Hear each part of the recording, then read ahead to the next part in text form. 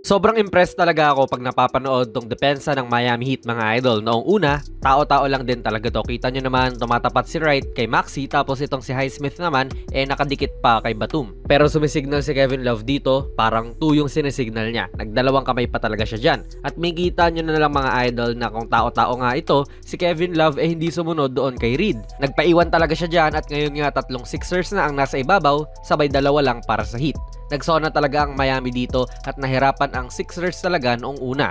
Rolling na si Reed dito pero hindi mapasa-pasa ni Oubre yan kasi pwedeng agawin ni Highsmith ang bola. Si Kevin Love, tagamando rin dito. At ayang sinasabihan si Hero na lumubog na kasi libre na si Batum. So dito kita nyo nga sila na nag-form na nung parang 2-3 zone mga idol. Pero ang tawag ng Heat dito ay match-up zone. Pwedeng tumesting si Maxey dyan na umatake pero sa kanan niya may Wright. Gets nyo? Sa kanan may Wright. Sa kaliwa naman umaangat na si Jaques at kino-cover talaga nila ang mga agarang possible na pasa. Noong napunta sa kaliwa, hindi rin maipasa ni Hield kay Oubre sa gitna kasi andyan naman si Wright. Ending ay turnover to.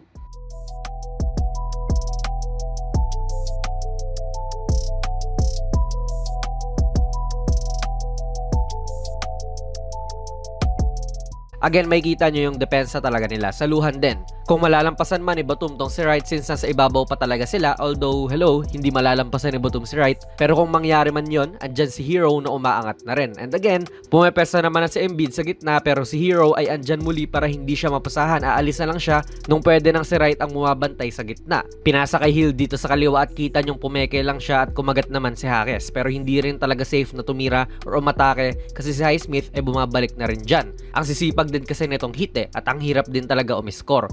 Sa kagustuhan nilang ibigay sa gitna ang bola, natapikan pa si Maxey.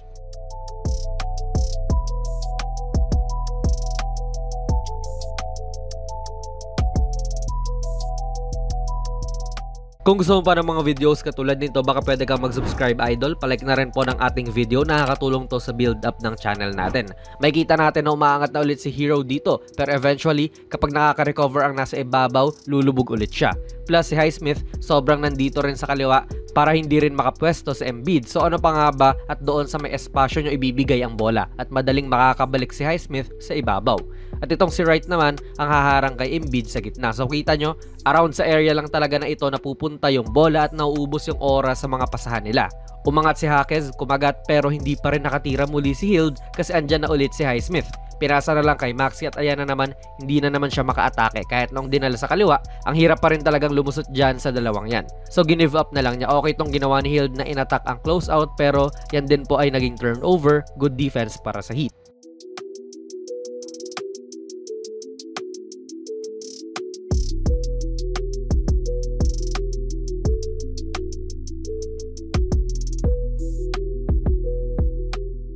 Actually, pagtapos ng halftime, ganito sila umatake sa transition. In-outlet na kagad kay Batum. So ngayon, hindi sila handa na tulungan tong si Hero kung sakali man na a-atake nga si Embiid. Umatake nga. So itong 5 ay nag-collapse talaga dyan kay Joel, leaving Hield open dito sa wing.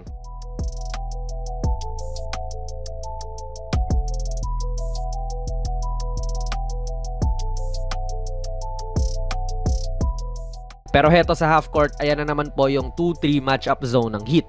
At ang one thing din na pine-prevent nito ay ang drive, pero this doesn't mean na hindi ka makakalusot talaga. Nakuha ni Buddy Hield ang atensyon ni Jaques dyan. Mention lang natin kahit na wala naman ding nangyari talaga doon. Pero ayun nga, siguro nasabihan sila nung halftime na sugurin lang ang puso ng zone at once mabasag mo na nga tong unang layer ng depensa, mas madali nang makascore.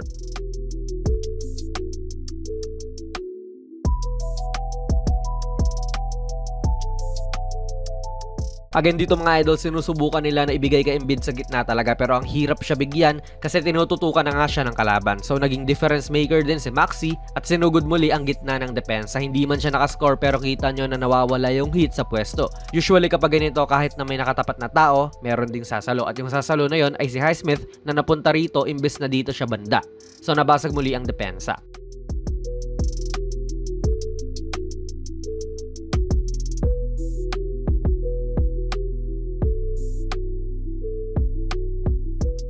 Sinugod lang din to ni Embiid enough para lang mausog sa pwesto tong si Highsmith, so pambasag lang ulit ng depensa. I believe din na kayang i-hit ni Hield yan at sapat na space yan para makatira siya. And as expected, umalalay si Jaques dyan hanggang sa makarecover yung nasa ibabaw at saka siya lulubog. Ganyan din po ang nangyari sa kabilang side pero biglang tinira to ni Batum.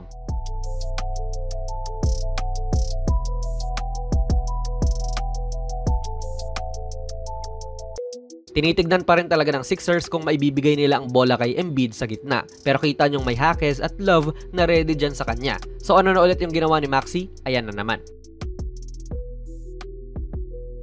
Iba rin talaga yung nagagawa ng outside shooting mga idol, basag na basag ang depensa talaga kay Batum. Itong si Highsmith tumuturo dyan kay Batum. Kung tao-tao talaga sila rito, susunod tong si Highsmith kay Batum eh. So nakasona pa rin talaga sila dyan. Tumatapat si Butler kay Hield ngayon, pero nung nakabalik na nga si Highsmith, lulubog na si Jimmy. At ayan, nakailang tres na si Batum dito sa mga oras na ito. 3 noong third quarter, kaya close out kung close out din itong si Jimmy. Naging Ray Allen bigla si Batum eh.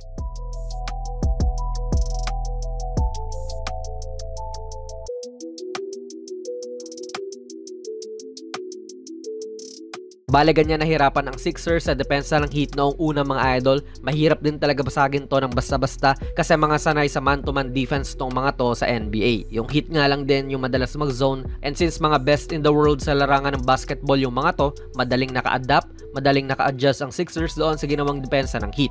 Sinugod lang nila at eventually may nalilibre rin talaga sa labas. Good coaching mula sa Sixers at good execution din sa mga players, especially sina Hield pati Maxey sa patuloy na pag-atake. Kaya from a double-digit lead ng Miami, nahabol pa to ng Sixers at eventually ay naipanalo pa nila. Sila na ngayon ang 7th seed sa East, kakalabanin nila ang New York Knicks sa first round. Sabay itong Heat naman ay kakalabanin ng Bulls para sa huling playoff spot ng Eastern Conference. Ano po ang masasabi niyo sa video natin ngayon? Ilagay niyo lang po ang inyong mga komento sa ating comment section sa baba. Plug na rin po natin ang ating very first merch mga idol. Ako ang nag-design nitong Kobe vintage shirt. $689 lang yan mga idol. At ayan ang mga nilalaman kapag bumili ka. PM lang kayo sa ating Facebook page. Pwede rin kayo mag-check out sa TikTok shop. Kung nagustuhan nyo po ang ating video ay pipindot na lang idol ng like button, mag-subscribe ka na rin sa ating channel, at ako nga pala si Jonas PB, and as always, hanggang sa muli.